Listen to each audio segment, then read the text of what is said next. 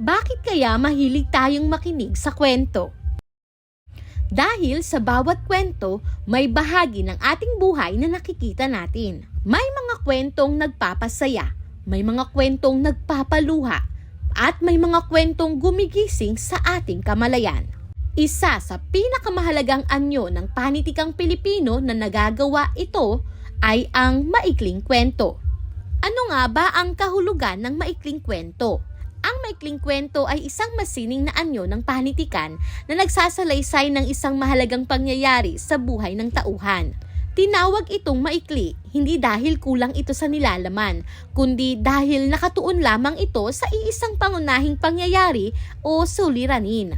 Karaniwan ding kakaunti ang tauhan, mabilis ang takbo ng banghay, at direkta ang paglalahad.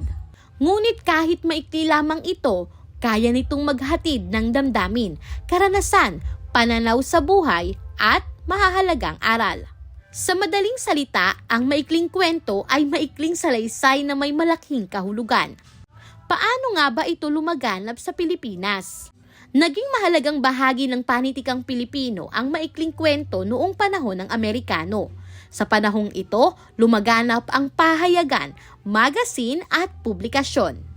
Dahil dito, mas maraming Pilipino ang nagkaroon ng pagkakataong magsulat at magbasa. Unti-unting naging daluyan ang maikling kwento upang maipahayag ng mga manunulat ang tunay na kalagayan ng lipunan. Tinalakay sa mga kwento ang kahirapan, edukasyon, diskriminasyon, pag-ibig, relasyon sa pamilya, at mga suliraning panlipunan. Kaya naman, masasabi nating ang maikling kwento ay hindi lamang libangan, isa rin itong salamin ng buhay ng mga Pilipino. Ano nga ba ang pagkakaiba ng maikling kwento sa ibang uri ng panitikan? Naiiba ang maikling kwento sa iba pang uri ng panitikan. Ang nobela ay mas mahaba at may mas komplikadong banghay. Marami rin itong tauhan at iba't ibang pangyayari. Samantala, ang tula naman ay gumagamit ng matatalinghagang salita, sukat at tugma. Ngunit ang maikling kwento ay mas maikli, mas direkta at mas mabilis basahin. Gayunpaman, kahit maikli ito, kaya pa rin itong maghatid ng malalim na damdamin at mensahe. Narito naman ang mga elemento ng maikling kwento. Una, ang tauhan. Ang mga taong kumikilos sa kwento, sila ang nagbibigay buhay sa mga pangyayari.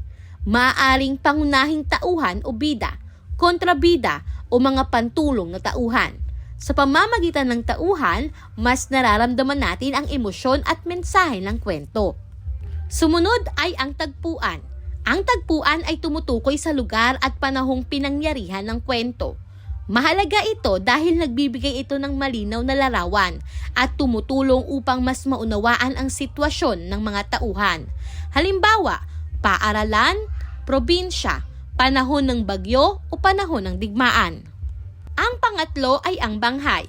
Ang banghay ay ang maayos na pagkakasunod-sunod ng mga pangyayari sa kwento. Binubuo ito ng simula, gitna at wakas. Sa simula, ipinakikilala ang mga tauhan at tagpuan. Sa gitna naman, lumalalim ang suliranin o tunggalian. At sa wakas, dito nalalaman kung paano natapos ang kwento.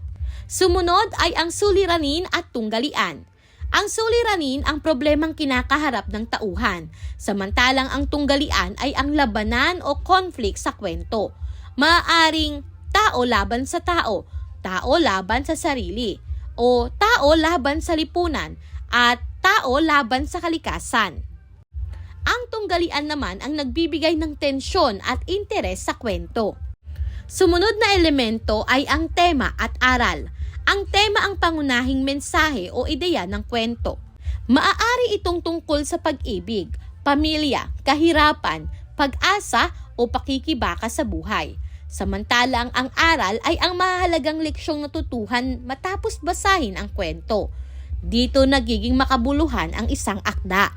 Ano nga ba ang kahalagahan ng maikling kwento? Mahalaga ang maikling kwento dahil pinapalawak nito ang ating imahinasyon, pag-unawa at pananaw sa buhay. Tinutulungan din tayo nitong maunawaan ang damdamin ng iba, maging mapanuri at matuto mula sa karanasan ng mga tauhan. Kaya ang maikling kwento ay hindi lamang simpleng babasahin.